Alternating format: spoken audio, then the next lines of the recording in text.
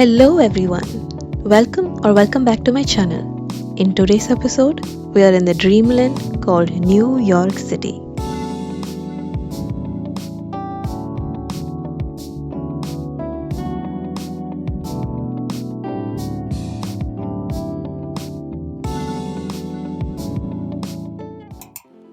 Visiting NYC has always been big on my list, and it almost felt surreal to be in this gigantic city. What made this trip soulful was getting to experience this city through the eyes of my brother, an NYC local. From touristy spots like the High Line Park to getting invited to one of his friends' performance, he truly made this experience so much more intimate.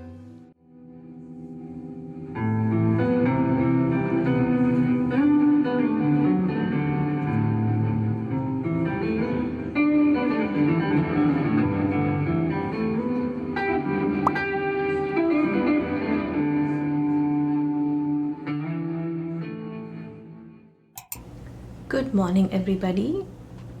It's a nice sunny day today, and today I'm going to go to the Guggenheim Museum.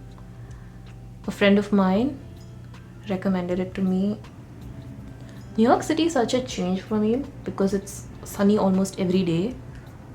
Even though it's cold, it's sunny. It's just like the perfect combination of weather, and I love it. Unlike the Netherlands when it's raining all the time and it's gloomy and cloudy all the time. So I'm very happy that I get to see some sun in the winter for 2023. It's very nice. It's a nice change. I'm very happy about this change. It's a nice escape from my day-to-day reality in the Netherlands. Doing a very simple hairstyle today. It's like my go-to hairstyle in the winters. Whenever I come to a new city on vacation, I really have this urge to dress up and look all, put together much more than when I'm in the Netherlands. I don't know if it has to do with the fact that I just feel more excited to dress up, or it's the fact that I won't bike so much, because in the Netherlands when I bike, I feel like there is no point of dressing up because I feel hot when I bike and my hair is a huge mess because of how windy it is there. So I feel like it doesn't matter how much effort I put. At the end of my biking commute, I look terrible. So I really kind of have to fix everything.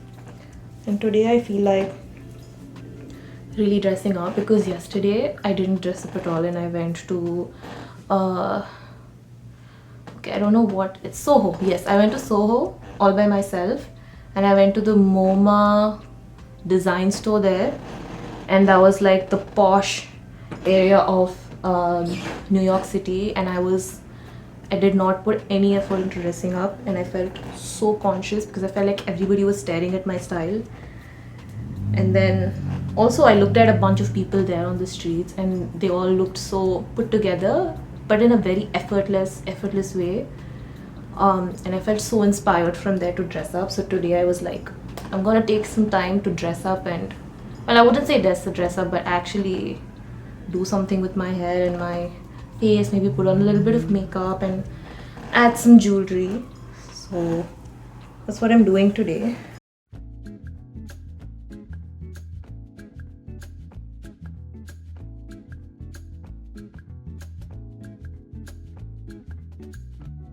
Guggenheim at New York was such a refreshing museum visit for me. I hadn't been to a museum in a long time, and Guggenheim really reminded me of how much I actually enjoy going to museums, just to look and read about the various exhibits that they put out. They had some very cool photography related exhibits on the day I went, and it instantly reminded me of how much my flatmate would have really enjoyed it here.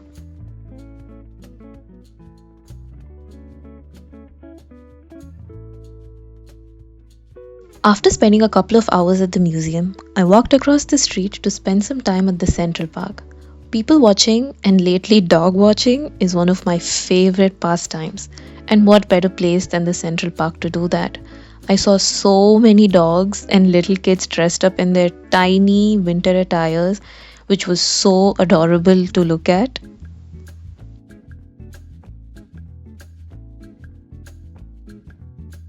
And then, of course, I had to visit the Strand bookstore.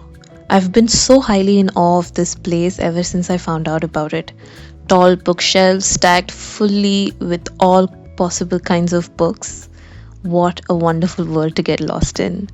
Honestly, I was just delighted to see such a huge range of English books after many bookstore visits in the Netherlands. I spent many hours just wandering around the aisles of this bookstore, picking up random books that caught my attention and reading a little bit into them. And then I saw this aisle of super cute coffee mugs, and my heart was forced to pick up this coffee mug with cat illustrations. I mean, how can I not?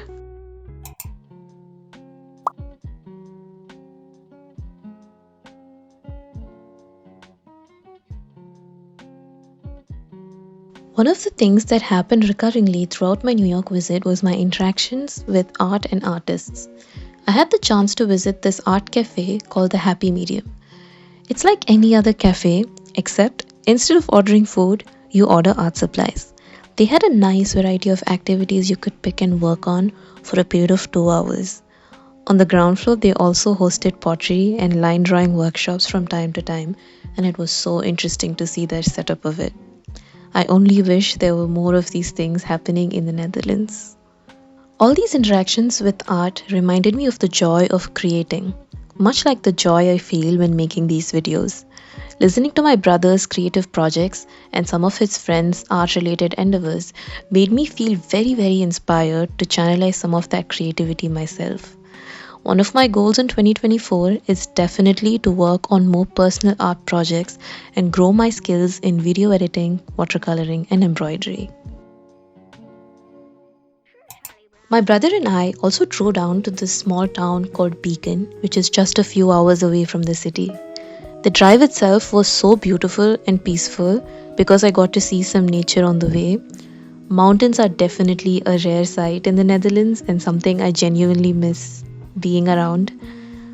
At Beacon, we visited the art museum called Dia. I usually fail to comprehend or appreciate the beauty behind contemporary art, so I was genuinely curious to read about what art meant to their creators and why they created it. Most installations at Dia were huge and they came with a little card along with them on what the art is about and who the artist behind it was. A lot of the art was very playful and an interesting documentation of a certain thing that the artist wanted to look back at, like these black canvases with various dates on it, for instance. The artist here wanted to capture the date of the place where he was at using the native script of that location. I was genuinely amused by that and wondered what else the human civilization liked to document or play around with just for the sake of having some fun. New York City is also filled with many of these hole in the wall places, like this very cute Japanese store, for instance. It's one of those stores which is very easy to miss when passing by the street, but they had some really cute stuff, and it was very difficult for me to have some self control and not overbuy on the things there. As one of my last outings in NYC, we went to a tea shop for New Year's Eve. It was run by a Chinese lady who made us Chinese tea and explained about the tea to us. We had 3 different varieties of the same tea called the pu'er tea. One of them was 26 years old, the second one was 12 years old, and the third one was fermented tea. I had never tried fermented tea and was so curious about it. Although they were all the same pu'er tea, each one had a distinctly different taste to it, which really fascinated me. By the end of the tea session, we were all definitely tea drunk and heavily caffeinated to be up past midnight.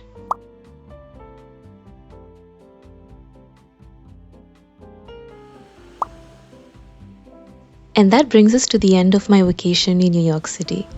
As I reflect back, I feel immensely grateful to have had this wonderful opportunity to be in New York City.